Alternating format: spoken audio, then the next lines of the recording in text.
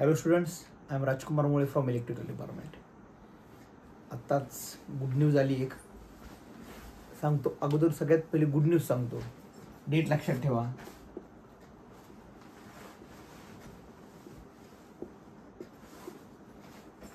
Sir 14 मे काय माझा birthday वगैरे नाही आहे. एंड सेम एक्झाम डेट आली.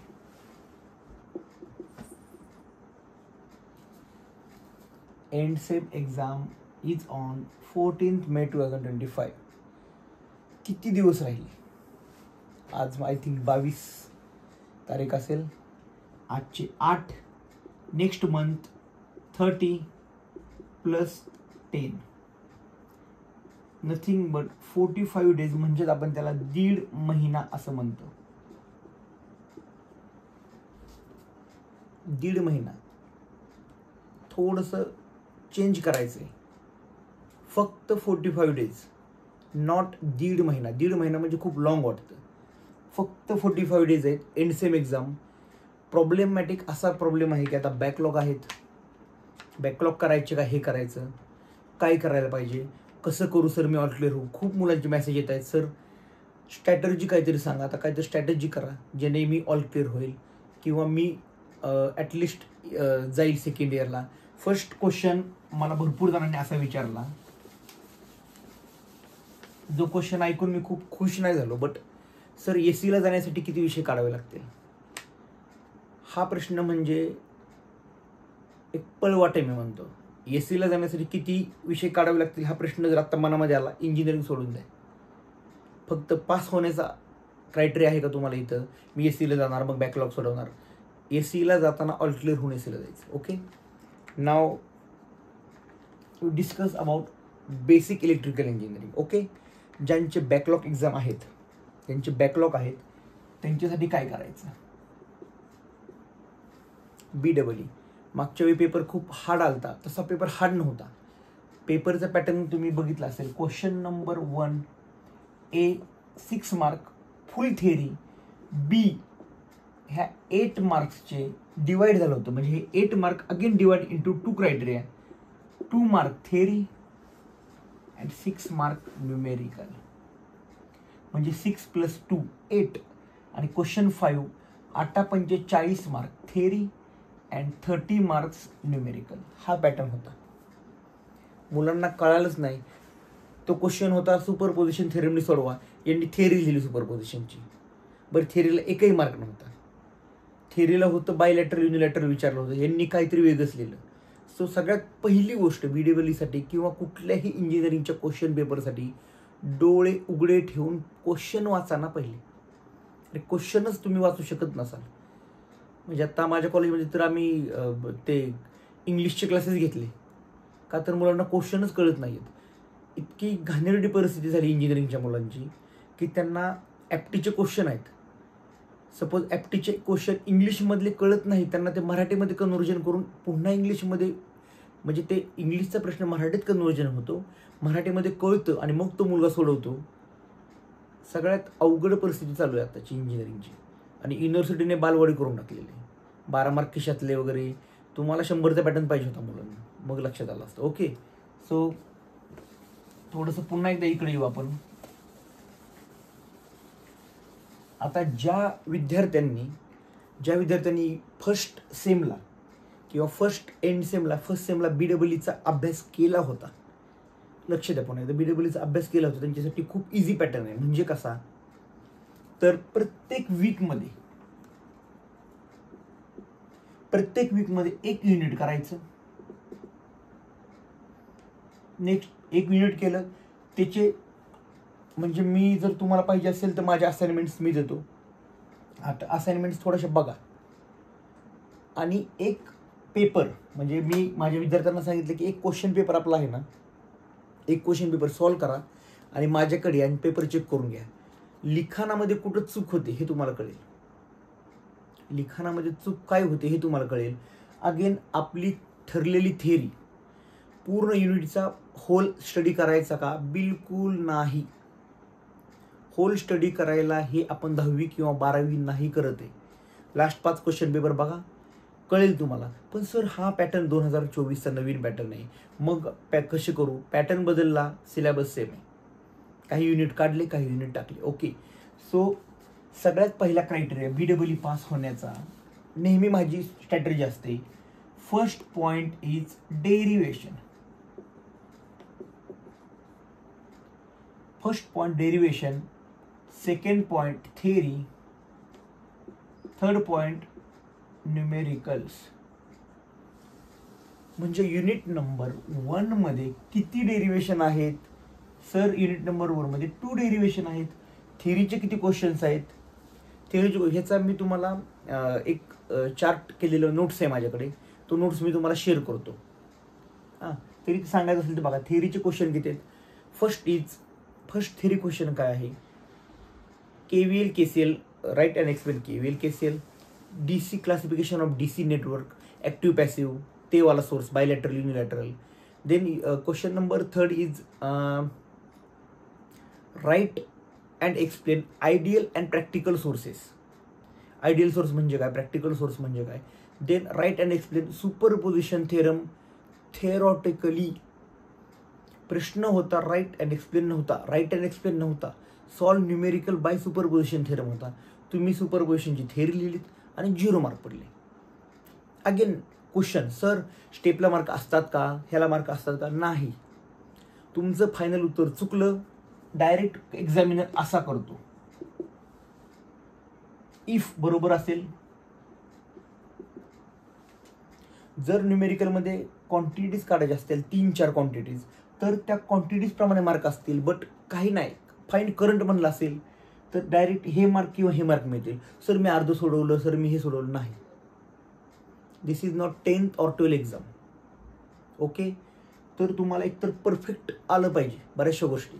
म्हणजे युनिट नंबर 1चे न्यूमेरिकल अगदी सोपे आहेत. युनिट नंबर 1चे न्यूमेरिकल किती टाईपचे? 3 टाईपचे न्यूमेरिकल आहे. सिरीज पॅरललवरती एक असतं, KVL KCL वरती एक असतो आणि सुपरपोजिशनवरती. हे 3 टाईपचे न्यूमेरिकल आहेत. यापैकी सगळ्यात सोपं न्यूमेरिकल असेल तर सुपरपोजिशन थेरमचं असेल. सुपरपोजिशन KVL KCL 2च करा. तिसरं टाईपचं न्यूमेरिकल ऑर टाका. फापट पसारा करू नका. 3 टाईपचे न्यूमेरिकल आहेत. मला माहिती आहे सर 2 न्यूमेरिकल येणार, मग 3 पैकी मी एक जर ऑरला ठेवला तर चालू शकतं. पण 3 पैकी 2 ऑरला ठेवले तर मग काय होईल? जे ऑरला ठेवले ते 2 क्वेश्चन दिसतील, तिसरा क्वेश्चन येणारच नाही. कारण आपलं नशीब खूप चांगलं आहे ना आता, एक तर बॅकलॉग आहेत. तर हा पॅटर्न करा. BEE असेल, फिजिक्स असेल, प्रत्येक दिवशी 1-1 तास बाजूला काढा. आता BEEचं काय करावं लागेल? बसल्या बसल्या डेरिवेशन लिहा, बसल्या बसल्या न्यूमेरिकल सोडवा. डेरिवेशन एका युनिटचे 2 डेरिवेशन आणि न्यूमेरिकल सॉल्व्ह करण्यासाठी हार्डली 15 मिनिटं खूप जास्त झाली. 15च मिनिट. 15 मिनिटांमध्ये हे होईल. थिअरी क्वेश्चन बऱ्यापैकी लिहून काढा. खूप पेपर चेकिंग केले, अजिबात मुलांना लिहिता येत नाही पेपर. तुमच्या अकॅडमीची कृपा झाली तुमच्यावरती, कॉप्या मिळाल्या हातामध्ये 12वीचे, बघून लिहिले. बघून लिहायला तुम्हाला पडले 58%. आता न बघता इंजिनिअरिंगला कसे पडतील 60%? मला सांगा. पेपर लिहावा लागेल, त्याचा प्रॅक्टिसनेच सराव होणार. लिहिण्याची प्रॅक्टिसच करावी लागेल. सर मी वाचून केलं, नाही होणार. स्पेशली इंग्लिश मिडियमची मुलं, sir I am understanding whole things. अरे अंडरस्टँड होऊ दे, लिहिता येणार नाही बाळा पेपर. अक्षर चांगली काढा, घाणेरडे अक्षर काढू नका. म्हणजे मी असं म्हणतो, घाणेरड्या शब्दाला लाज वाटेल इतकं घाणेरडे अक्षर आहेत मुलांची. अक्षर बघता असं पेपर फाडून टाकावं असं वाटतं. अक्षर काढा. अक्षर चांगलं नसेल, 4 रेगी वह्या घ्या, दररोज एक बारीक पॅराग्राफ लिहा. आणि अक्षर चांगलं असेल तर इंजिनियर होऊ शकता, अदरवाईज अवघड होईल. ओके. सर ही BEEची स्ट्रॅटेजी आहे. एव्हरी वीक, म्हणजे मी तर म्हणतो वीकमध्ये तुमचे ना 4 युनिटचे किंवा 5 युनिटचे डेरिव्हेशन परफेक्ट झाले पाहिजे एका वीकमध्ये. आणि न्यूमेरिकलही थेअरी न्यूमेरिकल डेरिव्हेशन एवढं करा. लास्ट टाईमचे क्वेश्चन पेपर अटेम्प्ट करा. तुमच्या टीचर्सकडून, म्हणजे तुम्ही ज्या कॉलेजला आहात त्या टीचर्सकडून सोडवा. अदरवाईज मला मेलला पाठवा, मी चेक करून तुम्हाला देईल. फक्त थोडासा वेळ माझ्याकडे कमी असेल तर त्याला उशीर लागेल. त्यापेक्षा तुमच्या टीचरकडे दिला तर ते बेनिफिशियल राहील तुम्हाला. पेपर सॉल्व करा, पेपर चेकिंग करून घ्या. म्हणजे ज्यांचे बॅक आहेत, सपोज केमिस्ट्री बॅक आहे, BEE बॅक आहे, ग्राफिक्स बॅक आहे, ग्राफिक्ससाठी डेली एक डायग्रॅम कंपल्सरी काढायची. काय करायची? एक डायग्रॅम कंपल्सरी, एक डायग्रॅम काढायची म्हणजे काढायचीच. गप्पा मारता रूमवरती गेल्यावर मैत्रिणींची गप्पा मारता, हे जर काढण्याचा आपल्याला खूप इंटरेस्ट असतो, हे असा तो तसा, गप्पा मारत मारत एक डायग्राम काढा. ते पण ज्यांचं ग्राफिक्स बॅक आहे त्यांनी आयसोमॅट्रिक आणि ऑर्थो 16 मार्काला आयसोमॅट्रिक, 16 मार्काला ऑर्थो, असे 32 मार्क झाले. 8 मार्काचा कर्व, असे 40 मार्क बास. 3 क्वेश्चन परफेक्ट करा आणि पेपरला जा, 28 मार्क पडतील. फापट पासा नका करू. ग्राफिक्स असेल, मेकॅनिक्सचं मला माहिती आहे कुठल्या टाईपचे न्यूमेरिकल येतात. युनिट नंबर 1 मध्ये 4 टाईपचे न्यूमेरिकल आहे, सर मी 3 टाईप करणार, 1 ऑरला ठेवणार, चालेल. युनिट नंबर 2 मध्ये 3 टाईपचे न्यूमेरिकल आहे, सर मी 2 करणार, 1 ऑरला ठेवणार, चालेल. स्ट्रॅटर्जी करा, पेपर कसे येत आहेत बघा, लास्टचे पेपर काढा आणि त्याचं पॅटर्न बघा. म्हणजे M1 आणि अजून सांगतो M1 M2चा पेपर सोपा येणार, M2चा पेपर अगेन सोपा येणार. वाय? 10 मार्काचे MCQ आणि पेपर दिलेल्या तुमच्या नोट्समधला पेपर असेल. कारण M1 M2चे त्यांनी ठरवलं की यावेळी जरा इझी पेपर काढायचे आणि त्यांचे पेपर इझी निघत आहेत. BEEचा पेपर पुन्हा सांगतो मी, MCQ येणार नाहीत. हा पॅटर्न ठरलेला, न्यूमेरिकल कंपल्सरी असणार म्हणजे असणारच. सो हा विषय कुठेतरी तुम्हाला अडकवू शकतो. बट या सेमला जे मी क्वेश्चन पेपर आता टाकेल, म्हणजे एक्सपेक्ट करतोय मी असे क्वेश्चन यायला पाहिजे, तसे क्वेश्चन येतील. सो डेली एक युनिट करा. 4 दिवसात 4 युनिट BEEची तर व्हायलाच पाहिजे. 4 दिवसात 4 युनिट केले. सपोज एक म्हणजे या विकेंडला एक पेपर सॉल्व्ह केला, मला पाठवा किंवा तुमच्या टीचर्सला तो सॉल्व्ह करून घ्या. कुठं चुकतं यातून शिका आणि नवीन पेपर पुन्हा सेकंडला ट्राय करा. लिहिण्याचा सराव केला तर अजून सोपं होईल. So this is all strategy about BEE. 9 विषय एखाद्याला काढायचे, 9 विषय. आत्ता तुम्हाला सगळं सोडावं लागेल. मोबाईल सोडा, इंस्टाग्राम सोडा, सगळं सोडा आणि या 9च्या मागं लागा. बिकॉज बॅकलॉग ठेवून ACला जाण्यात अर्थ नाही आणि हे क्लिअर असल्याशिवाय ACला तुम्ही जाण्यात मजाच नाही आहे काय. सो मला असं वाटतं की हे करा. आणि अजून एक लास्ट क्वेश्चन मुलांचा असतो, सर बॅकलॉगच्या एक्झाम आणि ह्या एक्झाम बरोबर असणार का वेगळ्या असणार का 1 महिना अगोदर असणार? सांगतो तुम्हाला. तुमचा पहिला पेपर असेल M1चा, जिथं बॅकलॉगचे मुलं असतील, म्हणजे हा पेपर समजा 15ला असेल, 16ला M2 किंवा इथं M2 और मला असं वाटतं इथं FPL पण येऊ शकतो. कारण हे 2च पेपर असे होते जे फर्स्ट सेमला होते. नंतर मी एक डेट टेंटेटिव्ह सांगतोय. M1 झाला, M2, आता M2 नंतर काय असेल तर इलेक्ट्रिकल नेक्स्ट डे म्हणजे BXC, नंतर काय असेल फिजिक्स, केम. एवढ्यातून एवढंच सांगायचं आहे मला की हे पेपर आणि हे पेपर वेगळे नसणार, हे पेपर एकत्र असणार. आज केमिस्ट्री असेल तर उद्या फिजिक्स असेल. ज्यांचं बॅक असेल त्यांना डेली एक पेपर द्यायचा आहे. सो आत्ता अभ्यासाला लागा. पुन्हा सांगतो, अभ्यास केला नाही तर खूप प्रॉब्लेमॅटिक होणार. इंजिनिअरिंग आत्ताच सोडून द्या, नसेल अभ्यास करायचा. उगाच आईवडिलांचे कष्ट वाया घालू नका.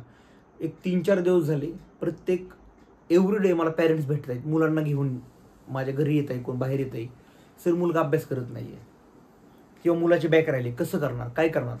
इंजिनिअरिंग आहे, बॅकलॉग राहणार, इट्स ओके. पहिले ते बॅकलॉग एक्सेप्ट करा. येस, माझा बॅकलॉग राहिलेला आहे, आता मला काहीतरी करावं लागेल. एक्सेप्ट करा, माझा निघणारच आहे पेपर, मी लिहिलाच आहे पेपर.